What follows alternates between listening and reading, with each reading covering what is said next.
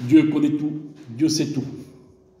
C'est pour cela tout ce qui est caché, Dieu connaît. Pourquoi? La Bible dit que notre Seigneur Jésus-Christ, lorsqu'il marchait au milieu des 7 champs de liais, lorsque l'apôtre Jean a eu cette révélation, cette vision, la Bible dit qu'il avait des yeux de flamme. Des yeux de flamme. Ça veut dire que tout est mis à jour. Tout est mis à jour. C'est pour ça que c'est important, Seigneur Jésus. Notre Dieu sait tout, connaît tout, il voit tout. Amen. Alléluia. Voilà. Je voudrais prier le Seigneur, parce que moi je suis incapable de vous apporter la véritable nourriture, si ce n'est le Saint-Esprit, la puissance de l'onction qui me guide. Amen. Seigneur notre Dieu. Seigneur, je suis derrière ce pupitre, Seigneur Jésus-Christ, Dieu Tout-Puissant, et je veux m'effacer, Seigneur, en tant qu'homme, mais je veux, Jésus-Christ, Dieu de gloire, que tu puisses me contrôler ce matin pour apporter ta puissance parole. Seigneur, Dieu de gloire, saisis-moi ce matin, que je sois saisi par ton onction ce matin. Seigneur, exprime-toi à travers ma bouche, parce que si c'est toi qui t'exprimes à travers ma bouche, alors les paroles qui sortiront de ma bouche seront puissantes et ils perceront les cœurs. Seigneur, oui, j'ai besoin de toi, Seigneur, ce matin. Seigneur, dispose les cœurs ce matin et que nos cœurs soient disposés pour recevoir ta parole. Amen. Voilà, gloire au Seigneur. Ce matin, j'ai préparé un petit message. Et vous savez, je le dirai toujours, et je le dis encore, on vit les temps de la fin, ou que les temps sont difficiles. Que voulez-vous prêcher dans ces temps que nous vivons aujourd'hui? Bien, nous prêchons les temps que nous vivons aujourd'hui, les prophéties de la Bible s'accomplissent tous, on vit les temps de la fin, et puis regardez tous ces événements par lesquels nous vivons aujourd'hui, ça va mal, Seigneur, ça va mal. Et je le dirai encore et je le dirai toujours, nous sommes vraiment rentrés dans la grande apostasie. Nous sommes en plein dedans, Seigneur. Nous sommes en plein dedans. Et pour ce matin, moi, j'aimerais donc vous apporter un message ce matin. Et ce message, ça sera une mise en garde. Jésus nous met en garde. C'est important, hein? Le Seigneur nous met en garde dans sa parole. Vous y croyez, vous, à la parole de Dieu? Vous y croyez à la Bible? Vous croyez que tout ce qu'il dit le Seigneur dans la parole, vous y croyez à cela? Oui, merci Seigneur. Oui, parce que comme il a dit le frère, ce n'est pas une histoire. Non, ce n'est pas une histoire. C'est la véritable parole de Dieu. Jésus, il est la parole créatrice. Amen. Gloire à Dieu. Alors, sans plus tarder, j'aimerais ce matin, je vais avoir un message un petit peu particulier. J'aimerais parler ce matin de la tromperie. Oui, la tromperie au sein des églises, la tromperie sur les réseaux sociaux. Il en a la tromperie. Seigneur, le diable y va. Il bombarde. Il joue ses dernières cartes. Et oui, il sait qu'il y reste peu de temps. Sa place est dans la GN. Il sait qu'il va passer l'éternité dans la GN. Mais pendant ce temps-là, je vous le garantis qu'il fait beaucoup de dégâts. Il fait beaucoup de dégâts. Il s'appelle le trompeur. Il trompe, lui. Comme il a trompé Adam et Ève. Et il continue aujourd'hui. Et vous savez, Seigneur Jésus, alors ce matin, je vais quand même être précis. Je veux m'assurer ce matin. Parce qu'aujourd'hui, vous savez, c'est compliqué pour prêcher l'évangile, Seigneur. Parce que si on prêche un peu dur, alors on n'a pas d'amour. La parole, c'est la parole. Je veux, ce matin, m'assurer. Dans le sens que ce que je vais prêcher ce matin, il n'y a aucune triquite, aucun jugement de ma part. Simplement, je dénonce les œuvres du diable. Dénoncer et accuser, ce n'est pas la même chose. Un homme de Dieu dénonce. Amen. Un homme de Dieu dénonce. Alors, si nous avons reçu réellement, je dirais, le ministère d'être pasteur, pasteur veut dire berger, eh bien, c'est que nous devons prendre soin des brebis. Amen. Nous devons y prendre soin. Et c'est ça, logiquement, le véritable ministère d'un pasteur. Prendre soin des brebis. Amen. À savoir que les brebis n'appartiennent pas au pasteur. Hein. Vous savez bien, mes frères et sœurs. Hein. Le bon pasteur, hein, le bon berger, hein, c'est Jésus. Hein. Voilà. Hein. Savoir que, en tant que serviteur de Dieu, que pasteur, on n'a pas reçu des clous dans les mains, nous, hein, et dans les pieds. Hein. C'est pas nous qui est mort à la croix. C'est Jésus qui a souffert sur le bois de Golgotha pour son Église. Alors il est digne d'être chef. Il est digne d'être la tête. Hein? Je vais rentrer donc dans le message ce matin. Et j'aimerais lire un verset avec vous. Qui se trouve dans 1 Timothée au chapitre 4, verset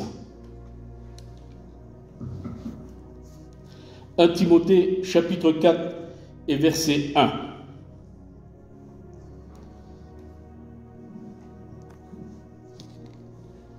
Alors, je fais la lecture en sachant que je ne suis pas très brillant dans la lecture. Mais, l'Esprit dit expressément que dans les derniers temps, quelques-uns abandonneront la foi pour s'attacher à d'esprits séducteurs et des doctrines de démons, par l'hypocrisie de faux docteurs portant la marque de la fleurtissure dans leur propre conscience.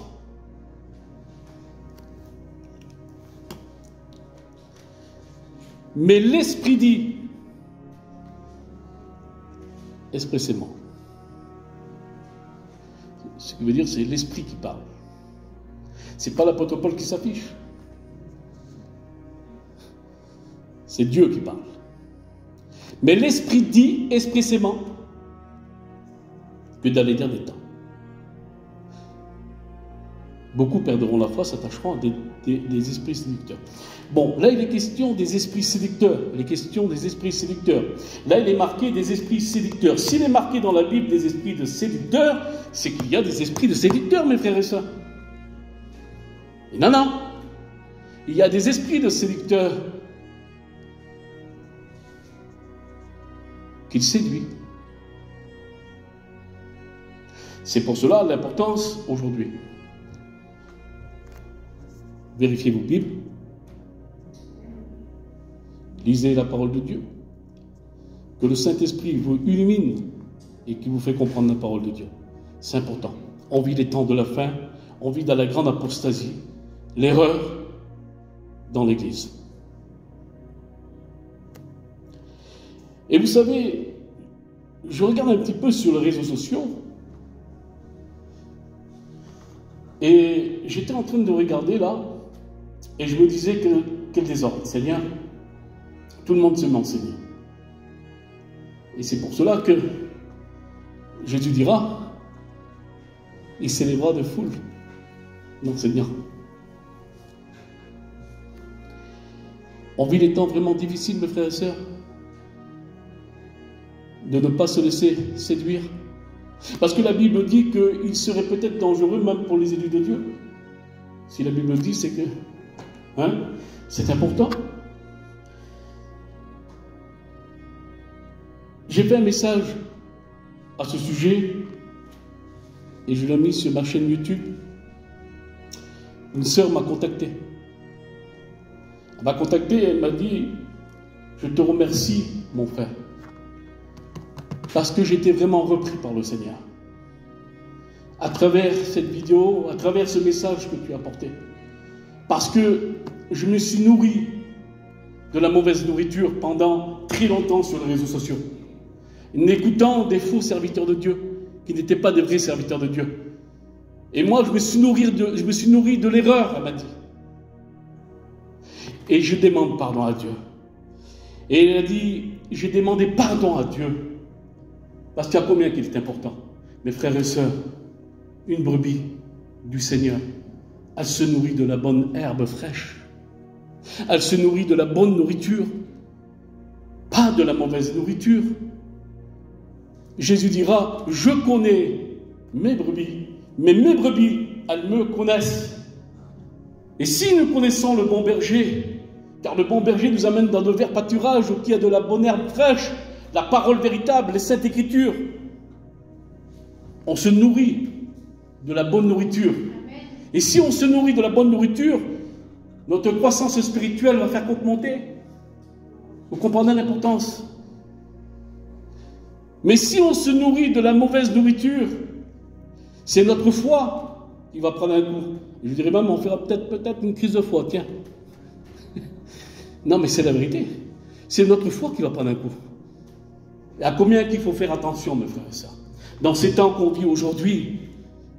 Vous savez, aujourd'hui, lorsqu'on voit tout ce qui se passe aujourd'hui, Seigneur, dans ces temps de la fin, alors, lorsqu'on prêche, eh bien, la vérité, lorsqu'on prêche la parole de Dieu véritable, eh bien, vous savez, on dit souvent, eh bien, ce frère, il manque d'amour, mais c'est quoi l'amour de Dieu? C'est quoi? Expliquez-moi, c'est quoi l'amour de Jésus? C'est quoi? Est-ce que vous croyez que Jésus accepte tout dans son amour? Non. Non, parce que l'amour de Jésus, elle est accompagnée par sa vérité et sa justice.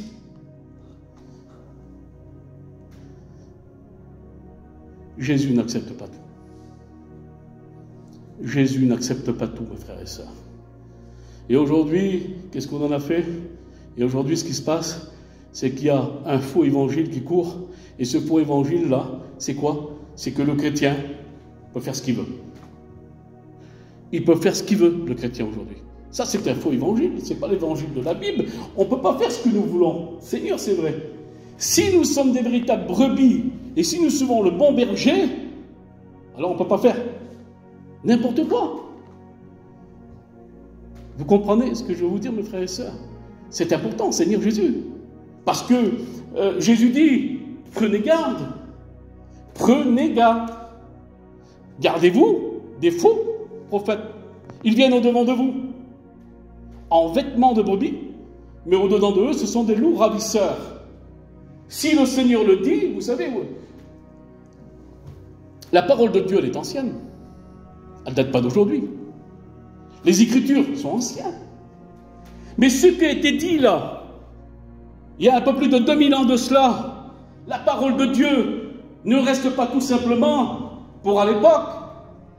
C'est-à-dire, à l'époque de Jésus, cette parole n'a pas été simplement dite pour Israël, pour Jérusalem, pour les gens de l'époque. La parole de Dieu, c'est une lumière sur l'avenir. Vous comprenez ce que je veux dire? Mais la parole de Dieu, elle met en lumière. La parole de Dieu, elle discerne. Il y a combien qu'il est important, Seigneur Jésus. Écoutez ça. 2 Corinthiens, chapitre 11, et verset 4. Écoutez ça, mes frères et sœurs. Ce matin, je ne veux pas vous faire peur, mais faites attention avec les réseaux sociaux. C'est important, Seigneur. C'est un désastre. Alors, regardez ce qu'il est écrit. 2 Corinthiens, chapitre 11, verset 4. L'apôtre Paul est précis à ce sujet.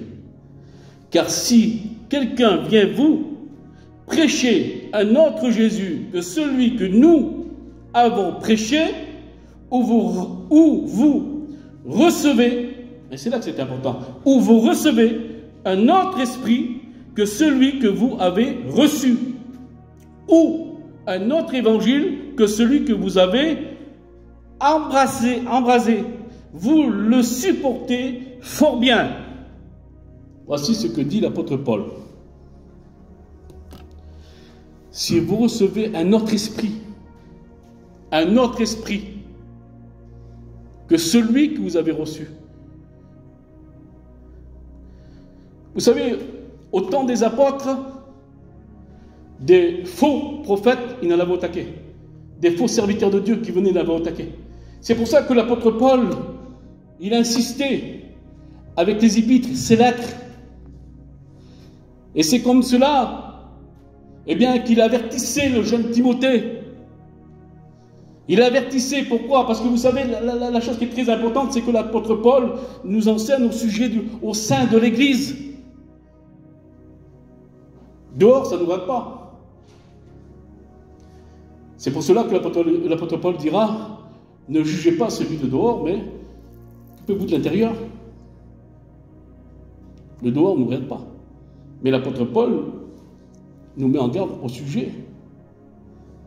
Eh bien, au sein de l'Église, il y a combien qu'il est important. Alors il est dit, un autre esprit, un autre évangile. Hein? Si on viendrait, il y a combien qu'il est important. Ce qui veut dire qu'on pourrait recevoir un autre esprit. Eh bien, mes frères et sœurs, je vais vous dire une chose qui est très importante. La séduction. Il existe des esprits séducteurs, c'est marqué ici, voire même des doctrines de démons. Et à combien qu'il faut faire attention, Seigneur Jésus? À combien qu'il faut faire attention, Seigneur Dieu de gloire? Et oui, Jésus dira dans Matthieu 7,15, gardez-vous des faux prophètes. Ils viennent à vous en vêtements de brebis, mais au-dedans, ce sont des loups ravisseurs.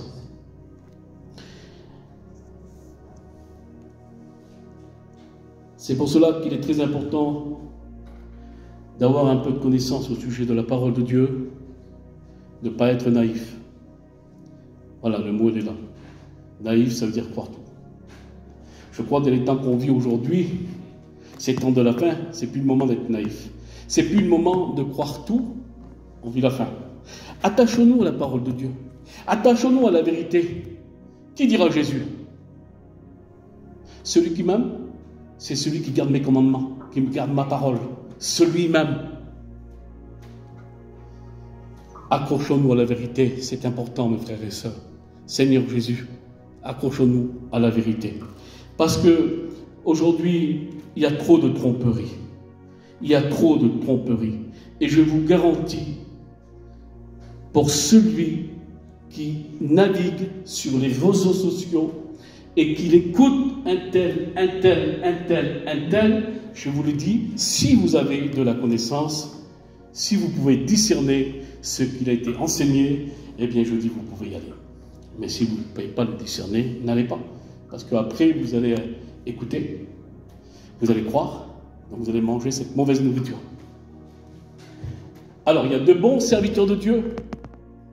Et merci Seigneur, il y en a beaucoup des bons serviteurs de Dieu. Sincères, ils aiment la parole, qui annoncent sa parole. Gloire à Dieu. Mais à savoir qu'il faut savoir les discerner. Hein? Parce que lorsque je vois, moi, ce qui se passe sur les réseaux sociaux, c'est horrible. Seigneur, c'est horrible. C'est horrible. Et puis aujourd'hui, on vit cette nouvelle technologie. Ce matin, c'était un message un petit peu particulier. Hein? Seigneur l'a mis sur mon cœur. Vous voyez des Bibles comme ça, là, en papier. Ça n'existe plus aujourd'hui. C'est les tablettes et les téléphones. On prêche avec des tablettes, avec des téléphones. C'est le moderne. Non mais c'est vrai, c'est le moderne. C'est le moderne. Moi je préfère ce qui est ancien. Tout ce qui est ancien pour moi c'est mieux que le moderne. Hein? C'est important ce qui est ancien, Seigneur Jésus. Et pour d'autres, beaucoup, la Bible, la parole de Dieu est trop ancienne. C'est vrai, hein? Seigneur, c'est vrai. Alors on veut chercher un petit peu du nouveau. Hein? Même au niveau de l'évangile. Ils ne supporteront plus la sainte doctrine, dira la Bible. Alors aujourd'hui, lorsqu'on voit ce qui se passe aujourd'hui, beaucoup de chrétiens s'attachent à quoi? À du nouveau, du spectacle.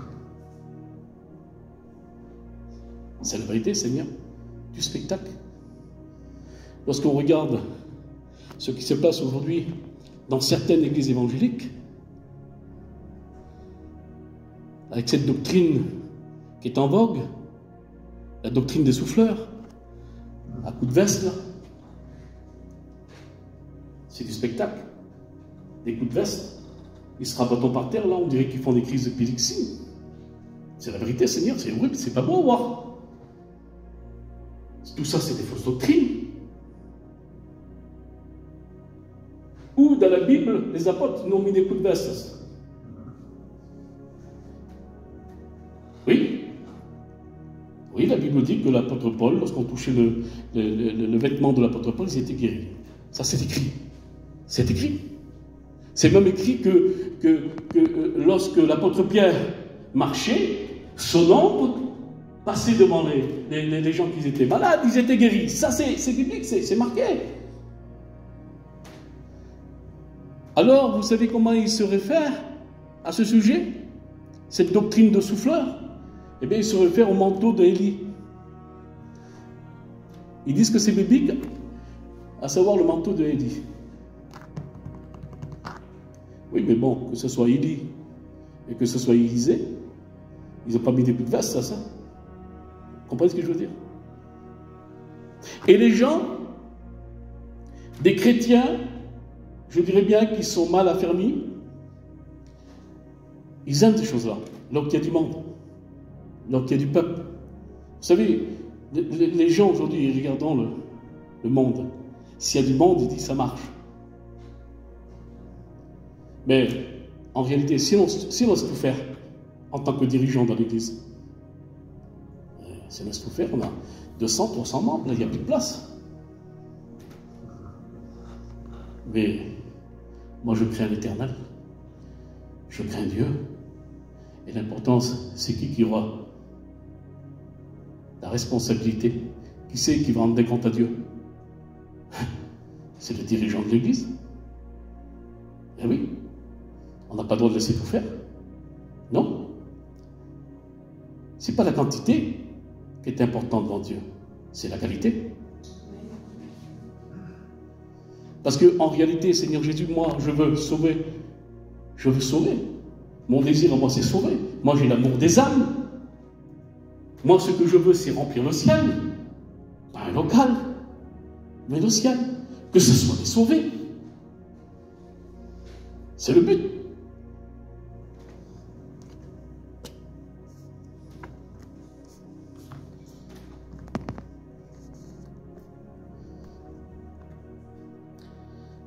Alors, si nous voulons discerner le vrai et le faux, il n'y a qu'un seul moyen. La parole de Dieu.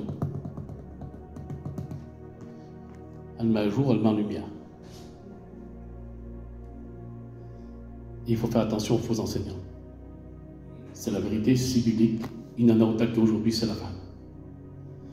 Et là, Jésus dira dans Matthieu 16, 6, Jésus dit, gardez-vous avec soin du levain des pharisiens et des sadduciens. Gardez-vous avec soin.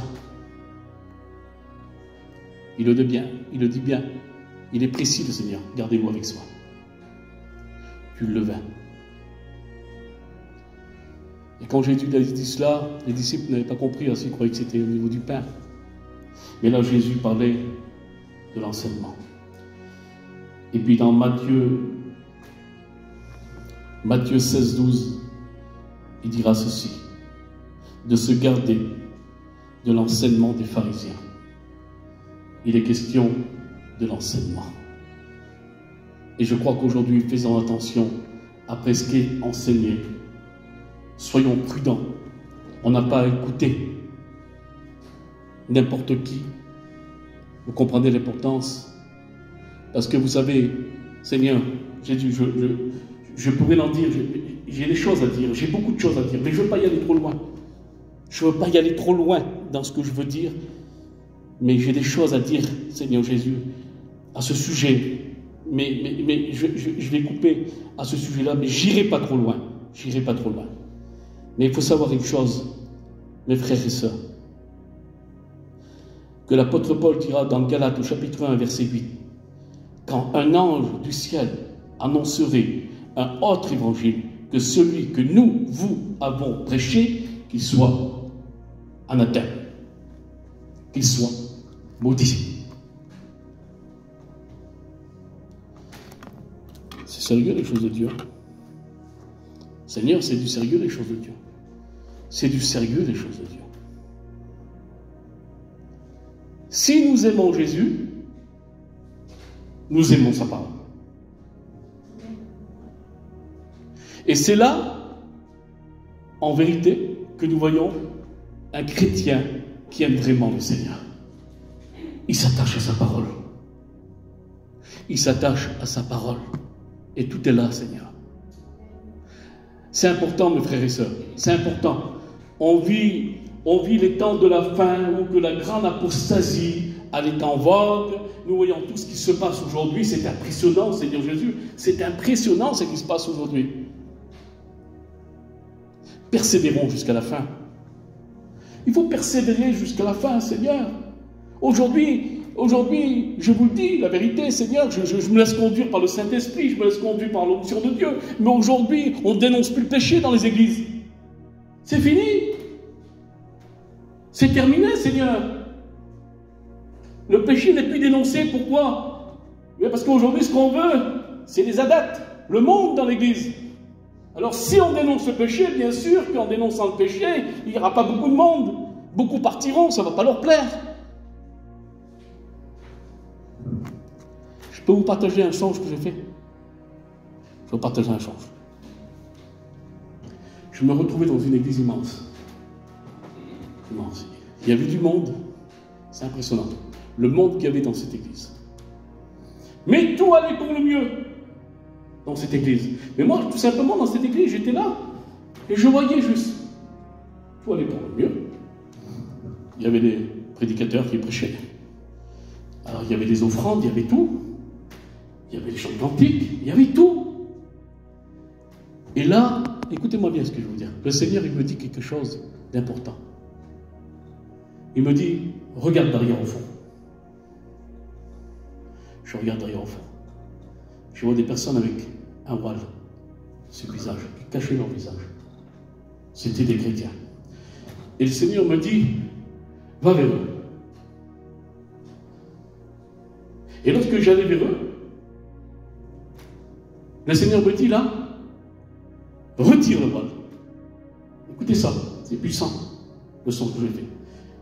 Retire le voile. Je retire le voile, la personne, elle était lépreuse. Et là, tu sais ce qu'il me dit, le Seigneur? C'est comme cela que je te veux. Dénonce le péché. Et vous savez, je préfère obéir à Dieu qu'aux hommes. Je préfère obéir à Dieu qu'aux hommes. Comme il dira l'apôtre Paul, il le dit si bien, si j'aurais cherché la faveur des hommes, je n'aurais pas été serviteur de Dieu. Et je dis devant Dieu, en tant que prédicateur, si on cherche la faveur des hommes, nous ne sommes pas des serviteurs de Dieu. On ne cherche pas à plaire aux hommes, on ne cherche pas à plaire au peuple, mais on dit la vérité. Parce que la vérité, comme beaucoup disent, oh la vérité elle blesse, non c'est pas vrai. La vérité, elle guérit. Amen. Gloire à Dieu. Je n'irai pas plus loin dans ce message. Je vais juste finir avec un verset de la Bible, là, que j'ai noté ici, qui se trouve toujours dans 1 Timothée 4, au verset 16. Et puis, je finirai avec ce verset. Voilà, c'est ça. Et tout est là. Veille sur toi-même. Ah, ça, c'est important, Seigneur. Veille sur toi-même, sur ton enseignement. Écoutez ça. Persévère dans ces choses, car en agissant ainsi, tu te sauveras toi-même et tu sauveras ceux qui t'écoutent. Veille sur toi-même. Gémeaux, qu'est-ce que tu dois faire? Ben, veiller sur moi-même. Ma marche avec le Seigneur. Je suis un serviteur de Dieu, bon, je ne vais pas faire n'importe quoi. Je dois donner un exemple. En tant que berger, on doit donner des exemples. Comme il dira l'apôtre Pierre, soyez les exemples du troupeau. Mais l'apôtre Pierre dira, ne dominez pas sur le troupeau. Il est interdit de dominer sur lui. Moi, je n'ai pas à dominer sur vous, mes frères et sœurs. Moi, en tant que serviteur de Dieu, moi, je n'ai pas à dominer sur vous.